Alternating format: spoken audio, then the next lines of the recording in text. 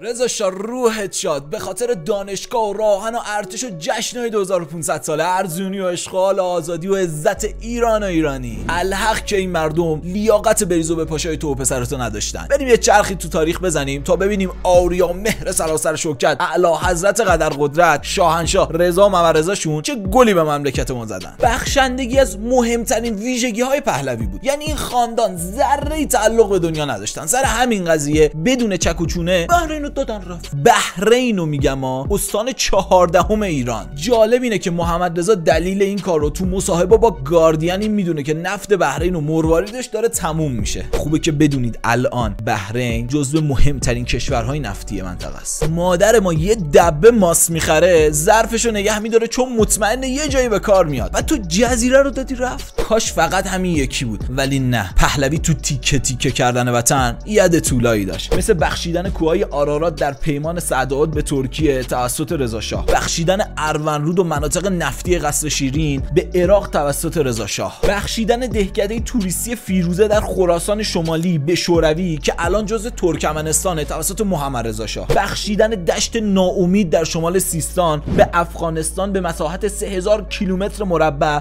توسط رضا شاه که با این وطن فروشی سرچشمه رود هیرمند از دسترس ایران خارج شد و الانی که توی سیستان و بلوچستان بحران آب معضل شده به خاطر خیانت همین آقاست. تشنگی هدیه تلخ رضا شاه. دیگه هر انتقادی هم به شاه داشته باشید مهمون نوازیشو نمیتونید انکار کنید، به طوری که اسدالله علم نخست وزیر ایران توی خاطراتش نوشته زمانی که سلطان قابوس پادشاه عمان به ایران اومد و رفت، شاه از من پرسید در این 2 شب سلطان قابوس چه کرد؟ عرض کردم هر شبی چند دختر در اختیارش بود. فرمودن تازه داماد احیانا ناخوش نشود. گفتم خیر، دخترهای ایرانی تمیز بودن و او هم دوستشان داشت.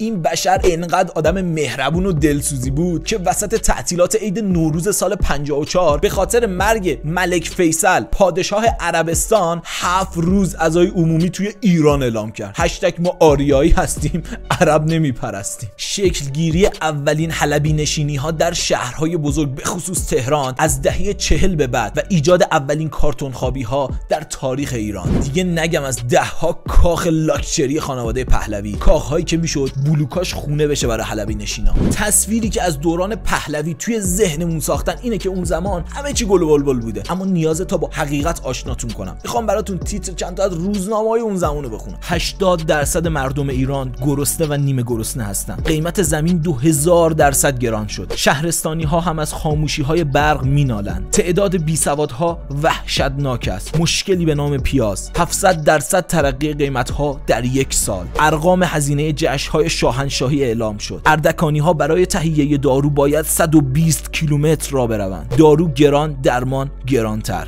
امروز دانشگاه ها از گروه های سیاسی پاک می شود. بلوای خونین و حکومت نظامی در اصفهان. افزایش جمعیت کشور خطر کمبود گوشت را تشدید کرده است. هر بهبهانی روزی 1 گرم سهمیه گوشت دارد. گوشت در تهران بار دیگر کمیاب شد. گوشت مسئله روز است. گرانی ناگهانی مصالح ساختمانی. قیمت میوه از تولید کننده تا مصرف کننده 300% افزایش می‌یابد. سال گذشته در تهران 3819 نفر قصد خودکشی کردند. 10,000 ایرانی با یک کلیه زندگی می‌کنند. خرید و فروش اجزا و اندام‌های بدن در بورس معاملات. این میشه؟ مگه امکان داره مردم گوشت نخورن؟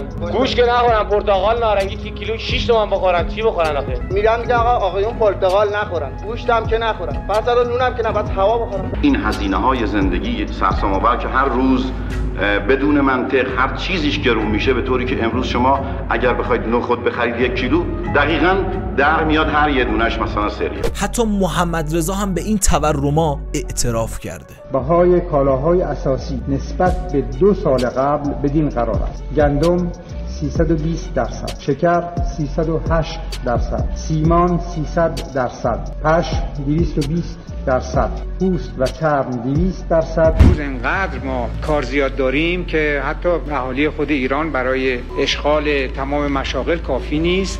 مجبور شدیم از خارج آدم بیاریم. پول شما چی قرو؟ ماشین پایی. شما روز چقدر در میاری؟ 200. شما چرا کار دیگه مشغول نمیشین؟ کار دیگه نیست من بکنم.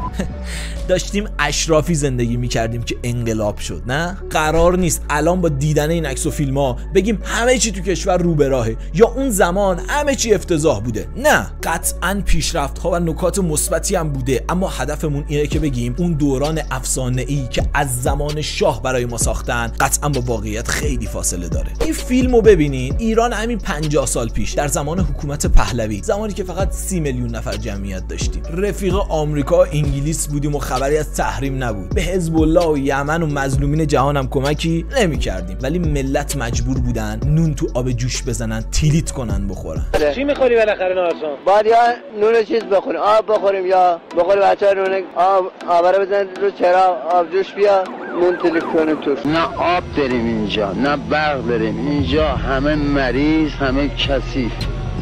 اینجا محیطش خرابه، یارو بچهش میفرسته انگلیس درس میخونه، فرانسه درس میخونه، ایتالیا درس میخونه، بچه ما تو خرابه درس میخونه، توی آشغالات، توی خرابه ها. بالاخره بیاد آقا، ما هم دین شما هستیم، هم زنگیری شما هستیم، بالاخره هم نوع شما هستیم، ما هم مسلمانیم، مال آب خاکیم، بیاد اینجا یه وضعی به زندگی ما، به بدبختی ما بندازید. ما توی کثافت، توی این بدبختی، توی این بیچارگی، بچه‌هامو، خودمو، زنمو، همه ما داریم توی گند و کثافت داریم اکیس بینیم. جمعیتی که اینجا زن و بچه دارن والله به حضرت عباس همه اسیرن، همه بدبختی میکشن. ما میرم سر میدون کارگریم دیگه، اسم اون کارگره، مثل گیدا و میزنیم دستمونو بغلمون میکنیم، دوباره برمیگردیم اینجا از خجالت زن و بچه. اونا گریه میکنن، ما گریه میکنیم.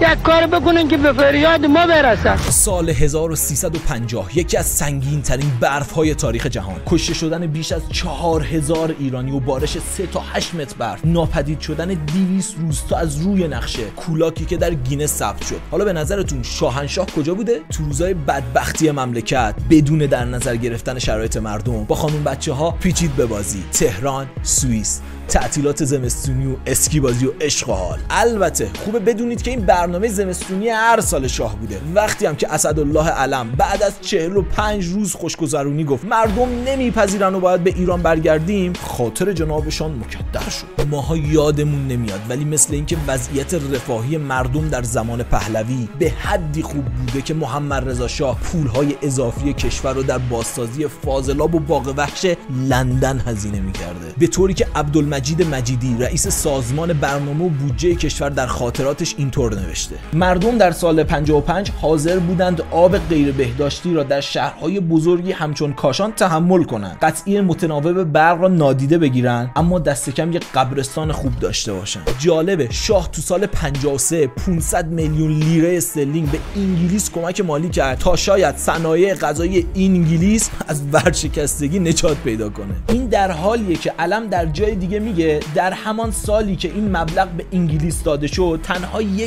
از روستاهای کشور آب آشامیدنی سالم و 4% برق داشتن. ماها یادمون نمیاد، ولی در زمان شاه وضعیت اقتصادی کشور به حدی خراب بود که جان فران آمریکایی در کتابش نوشته در پاییز 1321 نانواها آرد را الک میکردند و با آرد الک شده برای ثروتمندان نان میپختند و برای بقیه مردم آرد را با خاک اره، ماسه، خاکستر و با خاک مخلوط میکردند. بختیار آخرین نخست وزیر دربار محمد رضا پرده از واقعیت اون زمان برمی‌داره. نمیخوام که دیگران سوء استفاده بکنن که بگویند ما یه بهشتی داشتیم و خمینی به جهنم تبدیل کرد. نه، بهشتی نداشتیم. حالا بعضیا میگویند که ما داشتیم ژاپن میشدیم، ما داشتیم چنین میشدیم. اینها هم از اباطیل به نظر بنده. ماها بازم یادمون نمیاد، ولی در زمان شاه وضعیت بهداشت و درمان کشور به حدی افتضاح بوده که ویلیام داگلاس آمریکایی در کتاب خودش مینویسه در سال 1329 برای تمام جمعیت ایران 18 میلیون جمعیت بوده، فقط 1700 نفر پزشک وجود داشت. جمعیت کل تخت خواب‌های بیمارستان‌ها اگر بیمارستان‌های ارتش را هم به آن اضافه کنیم از 5000 تخت تجاوز نمی‌کرد. 68% از جمعیت بزرگسالان بیسواد بودند. 60% از کودکان نمی‌توانستند دوره دبستان را به صورت کامل طی کنند و تنها 30% از داوطلبان کنکور می‌توانستند وارد دانشگاه‌ها شوند. پهلوی دوستا یکی از افتخارات رضا شاه رو ساخت اولین دانشگاه ایران، یعنی همین دانشگاه تهران الان که تازه تازه همونم مدیون افراد نخبه مثل پروفسور حسابی ها بوده رو ازش به عنوان خدمتی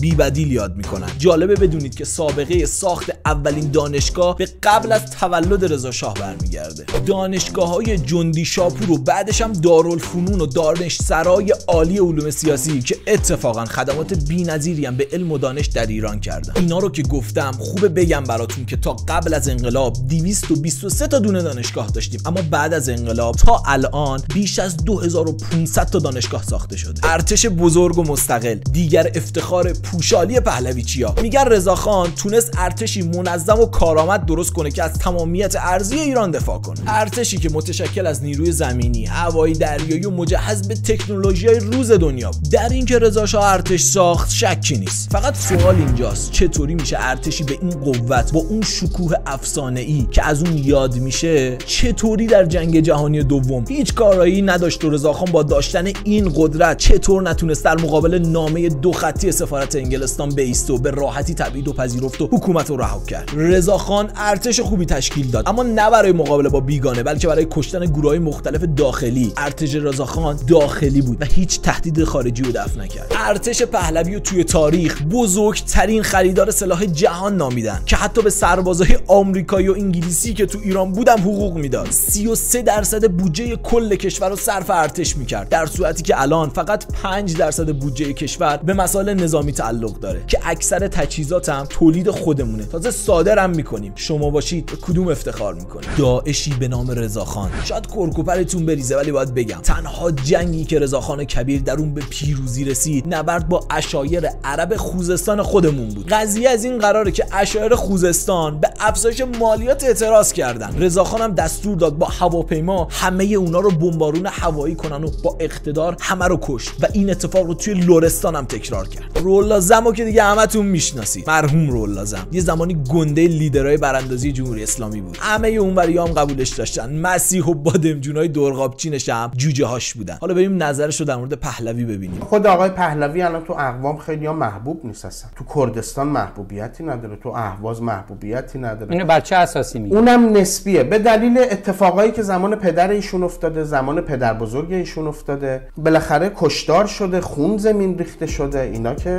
چیز نیستش که، یعنی این دیگه تاریخه. من نمیگم. افتخار پوشالی بعدی، خط راه آهنه که جزو افتخارات رضا شاه به شمار میره. شاید براتون جالب باشه که بدونین این خط راه آهن به دستور انگلیسی ها از جنوب به شمال کشور کشیده شد. این راه آهن با پول ملت ایران ساخته شد، اما منافع اون منحصرا به انگلیسی ها رسید. اونا از این مسیر به نفت باکو و قفقاز راه پیدا کردن. تازه تونستن 3 سال بعد در طول جنگ جهانی دوم با استفاده از همین مسیر ضربه های مهلکی به دشمن دیرینه خودشون یعنی روس‌ها بزنن. در واقع این راه آهن مسیری بود برای کمک به متفقین و عملاً هیچ سودی برای ایرانی‌ها نداشت، چون از هیچ مرکز شهر مهمی جز تهران عبور نمی‌کرد و هدف اصلیش هم مسافربری نبود. پهلویچیایی که راه آهن و میراث رضا شاه میدونن به این نکته توجه کنن که حتی پسرش هم این کارو خیانت اعلام کرد. محمد مصدق تو خاطراتش از قول محمد رضا شاه نقل میکنه که محمد رضا گفت پدر من خیانت کرده است، راه آهن سراسری را فقط برای جلب رضایت انگلیسی ها ساخت. جایگاه ایرانی‌ها رو توی مملکت خودشون در برابر انگلیسی‌ها از دهن هویدا بشنویم. من در اولین برخوردم با کشورم شهر اهواز و آبادان. این در اهواز الان اون باشگاه راه آهن زمان باشگاه انگلیس‌ها، هیچ فراموش نمی‌کنم اون روز این باشگاه نوشته بودن یه طرف ورود برای ایرانی قدغن، یه طرفش هم ورود برای سگ. ما با سگ هم ردیف، ولی خب سگ هم بد چیزی نیست در هر صورت. جشن‌های 2500 ساله، اسمی که حس و غرور ملی‌گراییمون رو به وجد میاره، اما وقتی از ریز جزئیات این جشن با خبر میشیم مو به تنمون سیخ میشه. جشنی که تو اون بیش از 200 میلیون دلار پول مملکت خرج شد، اونم در دورانی که 96% از مردم ایران حتی برق نداشتن. جالبه بدونید همه کس و همه چیز توی این جشن پیدا میشد، اما کسایی که جاشون خالی بود خود ایرانیا بودن. بزرگان 65 کشور مختلف به این جشن دعوت شدن، حتی خدمتکارها هم وارداتی بودن. صدها معمار و طراح فرانسوی بیش از 1 سال کار کردند تا چادرهای اسکان میهمانان در این بیابان را بسازند. تمام سرآشپزان از فرانسه آمده بودند. 30 تن وسایل آشپزی وارداتی از پاریس. 600 مهمان برای حدود 6 ساعت غذاهایی خوردن که تکرار شدنی و فراموش شدنی نیست. 15,000 درخت وارداتی. این درست در وقتی بود که ایران از کمبود شدید آب رنج رنج میبرد. 50,000 پرنده آوازخوان از اروپا و 20,000 گنجشک از اسپانیا آوردند که به علت کمبود آب و گرمای 40 درجه هوا بیش از نیمی از اینها در بیابان تلف شدند. 12 تن شراب گران قیمت. شاه حتی در بیابان یک زمین گلف هم ساخت. روشن کردن خیابان‌های بیابانی جشن توسط شرکت نفت با مشعل‌های متصل به بشکه‌های نفت. هنگامی که مهمانان خارجی جگر غاز و خاویار می‌خوردند، هزاران ایرانی در همان روستاهای اطراف فارس گرسنه بودند. فرح در جواب به منتقدین جشن گفت به کسی چه مربوط است ما پولهایمان را چطور خرج میکنیم؟ این هم خرجی همچون مخارج روابط عمومی ها برای معرفی ایران. علم هم گفت حالا که پول داریم، اگر نداشتیم هم مردم ایران باید لحاف و تشک‌هایشان را میفروختند و این جشن را برگزار میکردیم. حالا دیگه تصمیم گیری با خودتونه که این جشن به نفع مردم ایران بود یا به ضرر. از فسادهای مالی محمدرضا هم که دیگه نگم براتون. ربع پهلوی تو برنامه پارازیت سال 2011 رسما قبول کرد که پدرش 62 میلیون دلار از اموال مردم ایران رو برده یا به قول ما دزدی کرده. بنابراین ما می‌خوایم ببینیم که چقدر بوده این ثروتی که از ایران اومده بیرون. حدود 62 میلیون دلار. حدودا. اما نشریه‌های خارجی عدد رو خیلی بالاتر از این چیزی که گفته شده اعلام کردن. روزنامه فاینانشال تایمز در گزارش یکی از بزرگترین دزدی‌های تاریخ جهان رو توسط محمدرضا تخمین زده که معادل 35 میلیارد دلاره. کی فکرشو می‌کرد با این پول میشد 7583 تا بیمارستان ساخت. اصلا میشد به هر ایرانی 140 گرم طلا داد. حالا به نظرتون جاوید شاه یا چاپید شاه؟ درسته شاه کلی پول و جواهر چاپید و رفت و به زن و توهین میکرد و کشور از مستشار خارجی پر کرده بود، ولی عوضش به زبان انگلیسی مسلط. جالب اینه بعد از فوت محمدرضا تمام اموال دزدیش پول ما میرسه به پسرش رضا، یعنی همین ربع پهلوی، و اون رو در 17 سالگی طبق همین سند تبدیل میکنه به ثروتمندترین پسر جهان. اون وقتی که ایلان ماسک و بیل گیتس مد نبود ما مولتی میلیاردر داشتیم. حالا مگه مهمه با پول مردم ایران بوده یا نه؟ بالاخره زحمت کشیدن دیگه. اصلا تو میدونی جا دادن این همه پول تو چمدون و گذاشتنش تو هواپیما چه دردسری داره؟ ببری اونور خالی کنی، دست تنها شهر غریب باز ببری بانک، نوبت بگیری، باج خالیشه، امضا کن. یه عمر بدون هیچ شغلی با پول مردم ایران داره زندگی میکنه، تازه طلبکارم هست. مشتی تو پول کراواتی که بستی از جیب ما مردم چاپیدی. گنده نیا دیگه. اگه اون میراث بادآورده نبود نهایتا باید توی رستوران ظرف میشستی. حالا مثلا نهایتا دیگه حسابدار بودی دیگه. مثلا خیلی محمدرضا شاه 3 بار ازدواج کرد تا یه پسر به دنیا بیاد، چون فقط پسر شایسته ادامه حکومته. اصلا فوزیه و ثریا رو واسه همین طلاق داد. تاریخ دردش میگیره وقتی امروز خاندان فراری پهلوی شعار زن زندگی آزادی سر میدن. اصلا کسایی که به پهلوی وکالت میدن به نظر من صلاحیت نظر دادن درباره زنها رو ندارن، چون اربابشون نظر دیگه ای داره. I'm quoting Your Majesty. In a man's life, women count only if they are beautiful, graceful, and know how to stay feminine. You may be equal in the eyes of the law, but not in ability. You have never produced a Michelangelo or a Bach or even a great cook. You are schemers, you are evil, all of you. Oh, Your Majesty, you said all these things. This I have said. So you don't feel that women are in that sense equal, that they have the same intelligence or ability? Not so far. Maybe you will become in the future. You can always have some exceptions. Here and there. But yes, but on the average, I repeat again, when have you produced a top scientist? با توجه به تمام تفاسیر آقای رضای پهلوی ما وکالت نگهداری گربه‌های محلمون هم به تو نمیدیم و اتفاقا انتظار داریم تمام اموالی که از جیب مردم ایران به جیب زدی و پس بدی. مثل کاخ منهتن نیویورک، کاخ کاپری ایتالیا، قصر مجلل سنت موریس سوئیس، بازم بگم زمین بولی هیلز لس آنجلس، املاک کوههای راکی، جزیره 700 میلیون دلاری در اسپانیا. ما طلبکار شاه هستیم نه وکالت دهنده به دزد. ما به دزد جیبمون وکالت نمیدیم چون معتقدیم شاه دزدی نکرد، دزد شاهی کرد. باباش که وکیلتون نبود ثروت مملکت رو بالا کشید و الفرار. خدا بخیر کنه از این که دارید بهش وکالت هم میدین. ربع پهلوی گفته قبل جمهوری اسلامی هر کسی اعتقادات خودشو داشت. پهلوی به هیچ اعتقادی توهین نمیکرد. حالا که دارید بهش وکالت میدید ازش یه سوال بپرسید. کشتار صدها نفر در مسجد گوهرشاد مشهد به اعتراف ارتشبرد قره‌باقی 350 شهید توسط پدر بزرگش رضا پهلوی قلدر که در اعتراضات به کشف حجاب تحسن کرده بودند در راستای احترام به عقاید مذهبی بود دیگه. فراموش نفرمایید که در زمان اعلیحضرت رضا شاه کبیر چه اتفاقاتی افتاد. در همین صحن مشهد 350 نفر یا 300 نفر رو به مسلسل بستن. مردم بهمن 57 در خاک خودشون به خمینی وکالت دادن، نه در خاک کشور خارجی به یک شاهزاده فراری که دستش تو جیب مامانش. خوبه ببینین که شبکه‌های آمریکایی معارضه شاه رو چطوری برای مردمشون معرفی میکنن. Perhaps the best known US or CIA installed puppet is this fella, Mohammad Reza Pahlavi, better known as the Shah of Iran. He protected US oil interests and the Brits from 1953 to 1979.